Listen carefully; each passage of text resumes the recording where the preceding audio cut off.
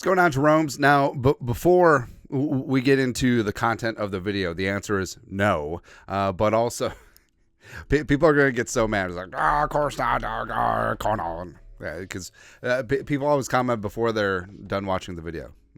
But with Michigan winning the Rose Bowl, getting to the national title game, playing Washington, and jumping Jim Harbaugh. Also, whatever happened to the Connor Stallion controversy? I feel like that hasn't been talked about for like 2 weeks.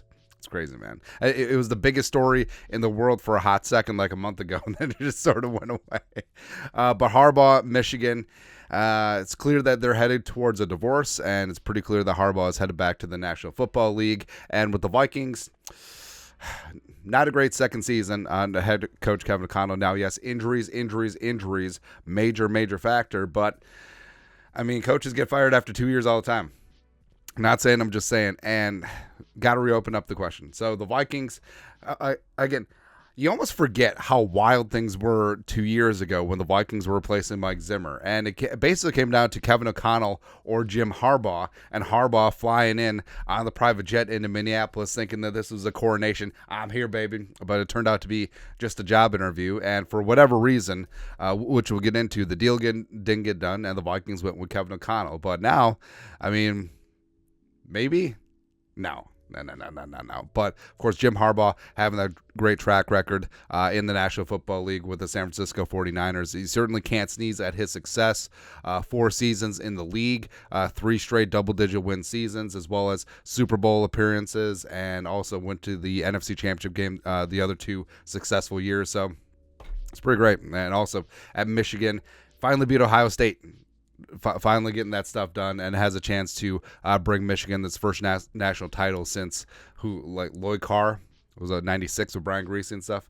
Didn't win one with Brady, but no big deal. But yes, the main connection was, hey, when Harbaugh's in San Francisco, Kwesi was in the R&D department, so that's where that connection is there. But it's not going to happen. It's not going to happen for a bunch of reasons.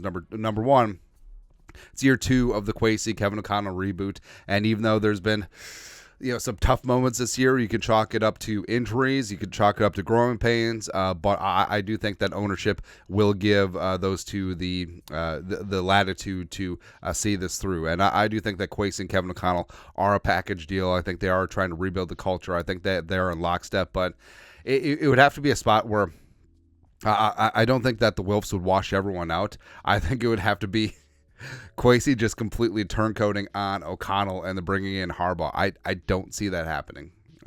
Also, last year the Vikings won 13 games in the division. 2022 puts everyone on scholarship to a degree, and injuries were a major part of this season.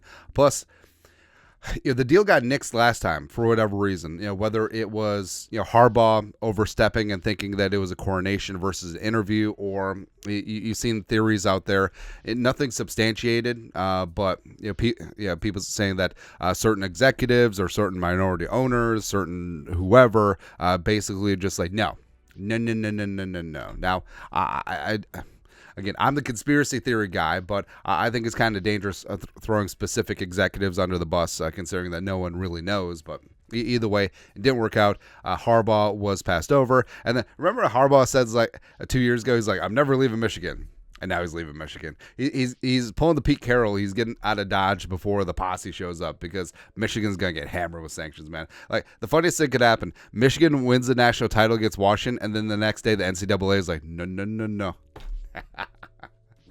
But also, the Wolves are not knee-jerk owners. They gave Zimmer 8 years. They did give Leslie Frazier only 3 years, but also he was part of the previous regime under Brad Childress, and I just don't see them pulling the plug on O'Connell and Kwesi, especially since the team has had a modicum of success over the last 2 years. Plus, overall cost, washing out a GM or a head coach and his coaching staff, as well as, they just got out from under paying Zimmer and his staff. Same thing with Spielman. I don't think they're going to turn around. And also, Harbaugh's going to command top dollar.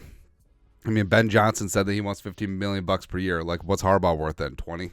Probably coming back in. Plus, you're going to have the Raiders and the Chargers and other teams fully on in. And also, Harbaugh may not want the job. Like, he may hold a grudge and be like, hey, you basically left me at the altar last time. F you guys. And also, there's too many questions about your quarterback spot, even though you're going to likely be in position to draft my guy, JJ Dynamite, as well as maybe get Blake Corum. But I just don't see it happening. So even though, I mean, it's fun, barroom conversations like, hey, remember when Harbaugh, blah, blah, blah, blah, blah. Oh, well, he's back on the market and all that stuff. I just don't see it happening, even though, again, it's funny conversation. Don't take yourself too seriously in the comments. People get mad, man. Maybe it's just an internet thing. I don't know. But, should the Vikings reconsider Harbaugh? Nah. Even though who's got it better than us? Nobody. Let us know your thoughts and our thoughts in the comment section below. Subscribe for daily Vikings takes. Want to support the work? Put a little something in the Venmo. But till next time, Skol, production value.